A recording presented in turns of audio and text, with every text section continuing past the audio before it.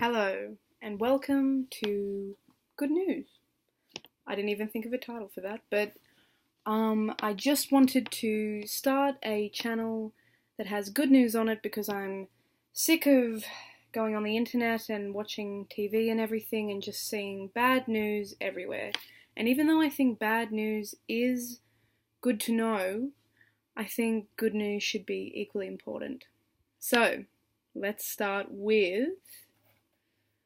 Okay, the European Parliament has just approved a widespread ban of different forms of single-use plastics. So that's stuff like plastic forks, plastic knives, cotton buds, plastic plates. They'll be replaced with environmentally friendly alternatives.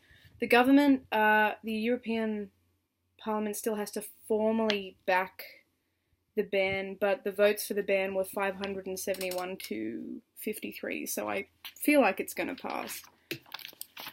On to the next one. 2 weeks ago, Gus Hutt, a New Zealand camper and fisher, decided to set up his fishing lines 100 metres away from his usual spot, and as he was setting up, he saw a doll floating in the water, but as he pulled it out, he realised that it was an 18-month-old boy who was obviously going to drown without Gus Hutt's help. So that's a bit of a freaky miracle. Another good thing that has happened is a few days ago at the 2018 Invictus Games, which is a sporting event for injured and disabled veterans. So at the games, the UK tennis player Paul Guest, a helicopter was flying overhead and it triggered his PTSD, and he was comforted by his Dutch teammate Edwin Vermeten. I hope I'm saying that right. Edwin, as soon as the helicopter flew over and Paul Guest started suffering from his PTSD, Edwin Vermeten immediately rushed over to him and said, "Look at me." Oh, and this is a quote, by the way. "Look at me, we are a team, so let it go," end quote. And then they sang the song from Frozen together, the Let It Go song. And I just think that is so sweet, that is so nice. Going a bit more locally, in Australia, in case you can't tell. The Australian police rescued a drowning kangaroo.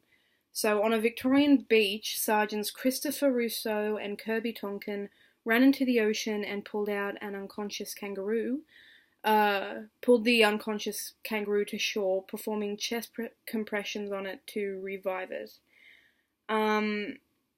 It is captured on video. I have seen the video. I'll link it if I can. But just an update, the kangaroo is alive and well, and it's recovering at a local Victorian Animal Wildlife Centre, I believe, or wildlife shelter.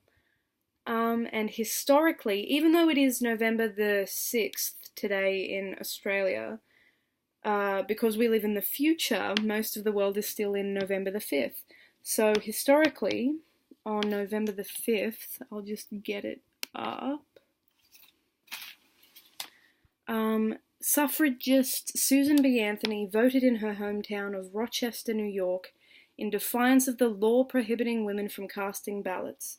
She later refused to pay the $100 fine and continued her fight until in 1920, the right for women to vote became the 19th Amendment to the US Constitution.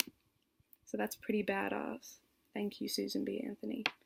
So yeah, that's the good news for today. I hope you liked it. And I'll probably do another one of these. Bye!